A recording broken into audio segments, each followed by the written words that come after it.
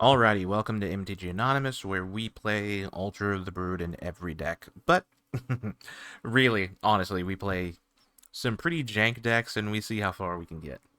In this video, we're talking about Endless Swarms. This is a Crab, Mill, and Landfall combo. Uh, Basically, this deck fuses Landfall, as I said, Mill, and then Token Swarm strategies all into one 60-card deck. This Simic deck mills your opponent out while flooding the board with tokens, and if you enjoy watching your opponent squirm, trying to decide what they should deal with first, you're going to love this deck. Anyway, as always, we are going to read each one of the cards. First off, we have a Ruin Crab. This is our landfall mill strategy all in one. So, for 1 blue, it's a 0/3 crab with landfall. Whenever a land you control enters, each opponent mills 3 cards. So, basically, as we keep playing lands and ramp, we're going to mill our opponent 3 cards at a time. Witness Protection for 1 blue, it's an enchantment aura. Enchanted creature loses all abilities and is a green-white citizen creature with base power 1/1. Base power and toughness 1/1. So, because it loses its color and card type and creature type and name, combo pieces don't really work. And more specifically, I'm looking at all of the goblins, because they are super annoying to play against on this deck. Altar of the Brood, if you've seen this channel, you've seen this deck, but for one, whenever another permanent enters the battlefield, each opponent mills a card. You know what it's doing. So every single time the Ruin Crab enters, and whenever a land enters, or a creature, or a token, we're going to mill. Daphne, founder of Latnam, for 1 and a blue. It's a 2/1 human artificer advisor. For 1 and a blue, return target artifact you control to its owner's hand. If you look at this deck, we only have 1 artifact in it, which is Altar of the Brood. And then for 3 and tap, copy target artifact spell you control. The copy becomes a token. So what are we doing here? We're going to pay 3 and tap every time an Altar of the Brood token. Every time we have Altar of the Brood where we can play it, we make a token. So for 4, we get 2 mill, and every single time we're going to mill a little bit more. Once we get to the point where Nissa's on the battlefield, we're going to keep returning 1 Altar of the Brood every time. It has to be the permanent version. The token cannot be returned to our hand, obviously. And then we're just going to keep making tokens. So eventually we'll get to the point where either our opponent runs out of cards, or we just have 9 and 10 Altar of the Brood tokens on the battlefield. Into the North for 1 and a green, search a library for a Snowland card, put it on the battlefield, tap, then shuffle. Really, now that I think about it, I should change the island and the forest to the Snow Island and Snow Forest. But I've already made this, started on this video, so whatever, it's too late now. Scute Swarm for 2 and a green. It's the other landfall package. Whenever a land you control enters, create a 1/1 green insect creature token. If you control 6 or more lands, create a token that's a copy of this creature instead. So we actually only want to cast Scute Swarm on our 5th land when we can play our 6th land, because our opponents will almost always try to kill it as fast as they can. The best part about it, those tokens get landfall once we make copies of the creature, and now every time a land enters, Altar the Brood is going to see all of those Scute Swarms continuously enter. So again, we're going to be milling our opponent out a lot. Daphne is going to help us out with that, because obviously we can just keep doing that over and over again. Next is Settle the Wilds for 2 and a green. Seek a basic land card, put it on the battlefield tapped, then seek a permanent card with mana value equal to the number of lands you control. So the funny part about this card, it still works even if we don't have basic lands. So really what we want to do is we want to play this on either turn 3, turn 4, or turn 5. Why? Because as long as we've hit a land drop every single turn, or if Enter the North has gotten us a little bit further ahead, which is most of the time possible, now, even if we don't have the island or forest, we can still grab one of the things. And especially since the permanent cards are for 5 and 6, that means Out of the Wilds is going to do its job every time. Or if we still have a basic land in our deck and we've already gotten past this, we can also just use it to grab an extra land just for Scute Swarm to see. Spelunking for 2 and a green. It's an enchantment. When this enchantment enters, draw a card. Then you may put a land card from your hand onto the battlefield. If it was a cave, you gain 4 life, and then lands you control enter untapped. That's why we have a whole bunch of tapped lands in this deck. After turn 3, that doesn't matter anymore, because once we played the Spelunking, then, yeah, they come untapped. Even if an ability, like Into the North, were to tell it to come in tapped, it will also untap itself. So, it's perfection. Arrast of the Endless Web for 2 green. It's a 3/5 enchantment creature spider with reach. Whenever an opponent casts an instant or sorcery spell, create a 1/2 green spider creature token with reach. So this is going to protect us from our opponent trying to kill all of our Scute Swarms, because every time they try, we're going to have a green creature. We're going to have one of the 1/2s enter the battlefield. So again, creature enters or token enters, alter the brood sees that, so on and so forth. Questing Beast, we don't like planeswalkers messing with us. So for 2 green, we get a 4/4 legendary creature beast with vigilance, death touch, and haste. It can't be blocked by creatures with power 2 or less. Combat damage that would be prevented or would be dealt by creatures I control or you control can't be prevented. And then when it deals combat damage to an opponent, it deals that much damage to target planeswalker that player controls. So we hit our opponent for 4, we get to deal 4 damage to our opponent. Easy. Nissa, Who Shakes the World, is our only 5-drop, which there's a reason for that. For 3 green, you get a 5 loyalty planeswalker Nissa. Whenever you tap a forest for mana, add an additional green. And then +1, put 3 +1/+1 counters on up to 1 non-creature land you control. Untap it, it becomes a 0/0 elemental creature with vigilance and haste. It's still a creature, and it's a land.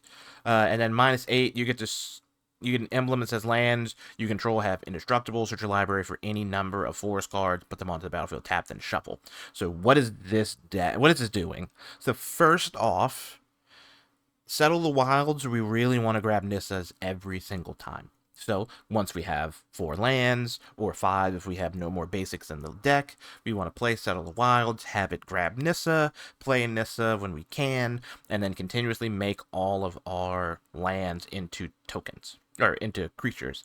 So because they have vigilance and haste, every time we swing, they stay untapped, we tap, and then we use the ability to like Settle the Wilds again, or Into the North, or Splunk, play the Splunking. We're just gonna keep doing things. Unfortunately, because the lands were already on the battlefield, it doesn't trigger Alter the Brood, but that doesn't matter because we just want to play a whole bunch of lands. And then Colossal Sky Turtle for 4 green, blue. It has 6/5. It has Flying and Ward. This is really in here for the channel. So channel says if I discard this card, then I can use the ability it says. So 2 and a green, discard this card, return target card from your graveyard to your hand. This works for like Daphne, if for some reason we can't grab him, or if a Nissa, if all 3 Nissas are in the graveyard, we use this. And then channel is 1 and a blue, discard this card, return target creature to its owner's hand. So we are completely fine with doing that if we have, like, say, big creature that we can't swing around with Scute Swarm. And last but not least is Vorinclex, Voice of Hunger for 6 green. It's a 7/6 Phyrexian Praetor with Trample. Whenever you tap a land for mana, add 1 mana of any type that land produced. And then whenever an opponent taps a land for mana, that land doesn't untap during during its controller's next untap step. So what in the world is going on with that card? So first off, like Nissa, it's going to give us additional mana, except it's not tied to just the forest. It can do that for all of them. And then it slows our opponent down by making it so if they tap a land, they have to pretty much skip their next turn. And then these lands actually kind of matter a little bit. So we have an island, a forest. Then this Quandrix Campus will let us scry, just so Settle the Wilds doesn't do anything wild when we seek. What seek is random, so most of the time it's not going to pick the cards on top. Could, but doubt it. Hedge Maze, we're going to Surveil. It's also a forest island, so if it's not on the battlefield when Nissa ultimates, Nissa is almost always ultimated, then we can grab it. Lush Oasis deals a damage to our opponent. We talked about that one already. These are the Snowlands, there are only 3 of them, so if we use Into the North too early or really too late, then they're pretty much dead, so we don't want to draw those after that point. Thornwood Falls, that doesn't really matter. I just have them in here. I wanted 4. And then Promising Vein, this is a cave. So we'd be able to use the ability for Splunking to gain 4 life if we needed to do that. Also, if we haven't grabbed our basic land somehow, by the time this has come out and Scute Swarm's at 5, or excuse me, really 6 or 7, we use that ability, grab a land, and then get to trigger Scute Swarm again. So now we're going to go over, the basic part of the script. This deck does 3 things: Landfall, Mill, Token Generation, and Big Ramp Payoffs. We're running Ruin Crab and Alter the Brood just as passive mill engines while we're chipping away at our opponent. They're going to get kind of mad once we get to that point. So let's talk about the combos. Scute Swarm and Spelunking is a very interesting card. Is an interesting combo. So Scute Swarm cares about the lands entering. Spelunking cares about lands entering because they enter untapped. But this allows us to play an additional land. You can also combo Spelunkings because if you're on turn 5, you use 3 mana. Spelunking finds 1, puts 1 in. You can use another one. So that means 2 Scute Swarm, technically 3 Scute Swarm triggers in 1 turn. Then we have each of these tokens triggering Alter the Brood, so our opponent will run out of cards. And then Ruin Crab, just because it saw the lands enter, it's going to also cause triggers. Colossal Sky Turtle and Daphne are in it to allow us to bounce Alter the Brood so we can keep replaying them over and over again. And then we can also use the Colossal Sky Turtle to return our creature, or, so one of our creatures, which I don't really know why you would do that. I don't have the card that makes all our creatures lands, which now that I think about it should be in this deck too. But we can also return anything that went in our graveyard somehow back to our hand. So that's what Colossal Turtle is here for. And then we're not just about small creatures, we have big things too. Nissa makes our lands into creatures and doubles our green mana from our forests, while Vorinclex is a trampler that's kind of big and it locks our opponent. How do we win?